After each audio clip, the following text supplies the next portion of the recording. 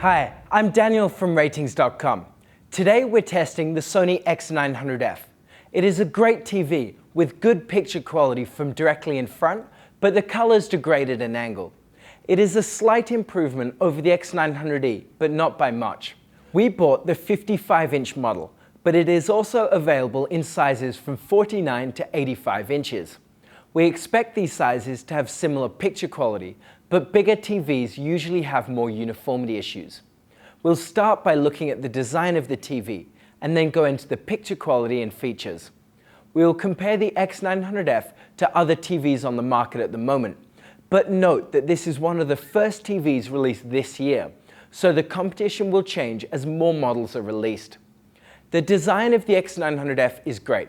The most noticeable difference from the 2017 Sonys is the wide-set stand, which will make it difficult to fit on some tables, but does provide stable support. It is possible to swap the left and right legs for a smaller footprint, but it is still wide compared to last year's model. Each leg of the stand contains a clip for cable management, which is a nice touch, but not as nice as the routing through the back panel available on the X930E. Compared to the X900E and X930E, the TV is a bit thicker, so it does stick out slightly if wall-mounted. The build quality is good, and although the TV is mostly plastic, it feels well constructed. The inputs are located on the rear of the TV, with 3 HDMI inputs directed down the back and one more out the side, which is easier to access. Only 2 of the HDMI inputs support full HDMI 2.0 bandwidth. We can see that the thermal image is relatively uniform. This is because the LEDs which consume the most power are distributed uniformly across the screen.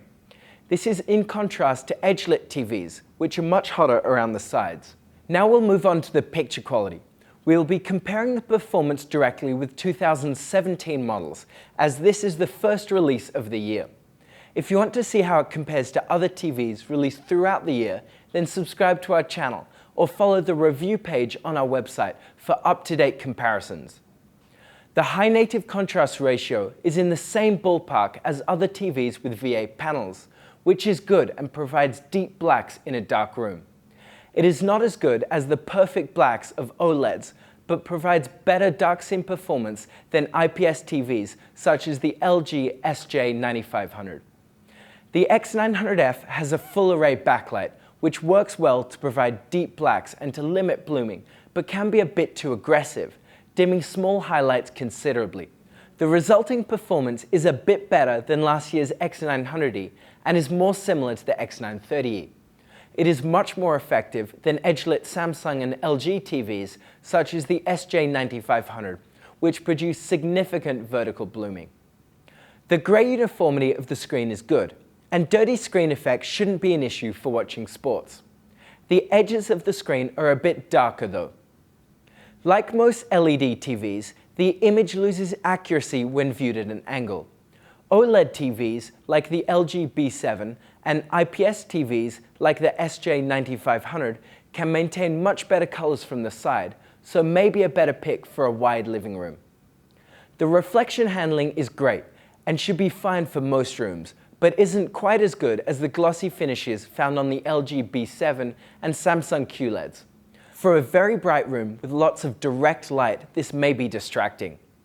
When watching HDR content, the TV has a great brightness, with almost 900 nits in our real scene. This is between the X900E and X930E, and quite a lot brighter than most TVs. The X900F also supports a wide color gamut for HDR. It offers the same performance as the X900E, which is great, but can't produce as saturated colors as OLED or QLED TVs. The X900F currently supports HDR10 and is expected to be updated with Dolby Vision HDR support in the future, similar to what happened with the X930E. While it is better to support both technologies, this isn't a big difference.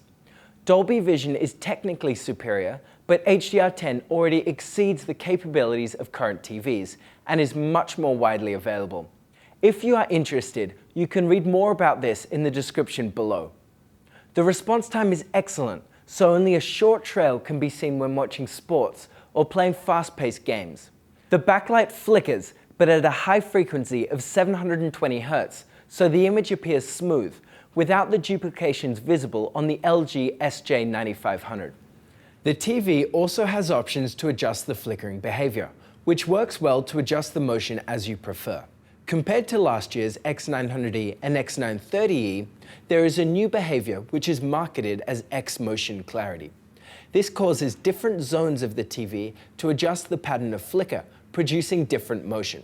For example, this is a single photo taken of the screen using a moving camera tracking two identical moving objects.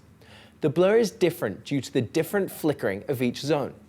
Overall, this is a similar behavior to TVs which have local dimming and use PWM to dim zones, just with a fancier flickering pattern. The minimum backlight flicker frequency possible on the TV is 120 Hz, so most content, which is 60 Hz, appears duplicated and isn't as clear as some other TVs. The input lag is highly dependent on the input signal. Similar to the X930E, which uses the same X1 Extreme processor, the input lag is low at 4K, for example, when gaming with the Xbox One X or PS4 Pro. The lag is still good, but a bit higher than the competition with a 1080p signal, for example, when gaming on a Nintendo Switch. Now for the smart features. As with most Sonys, the X900F uses Android TV.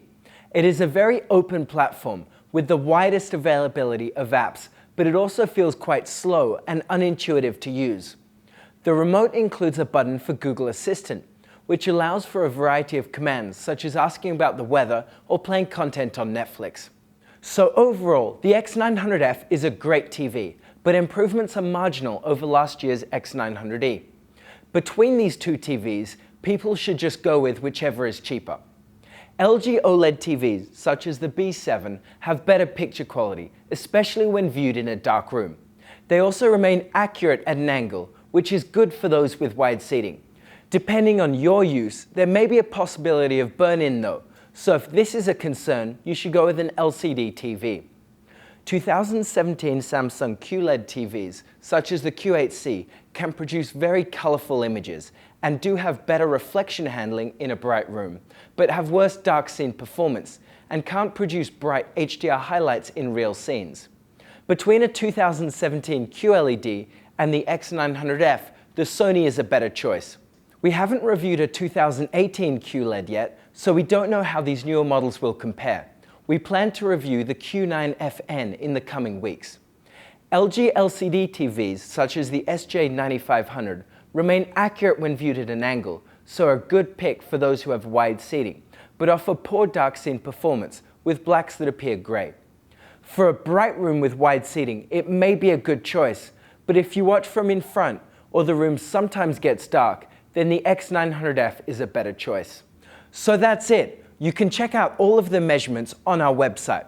If you like this video, subscribe to our channel or become a contributor. Also, we are currently hiring in our offices in Montreal for various positions. So if you want to help people find the best product for their needs, have a look at the careers page on our website. Thank you for watching and see you next time.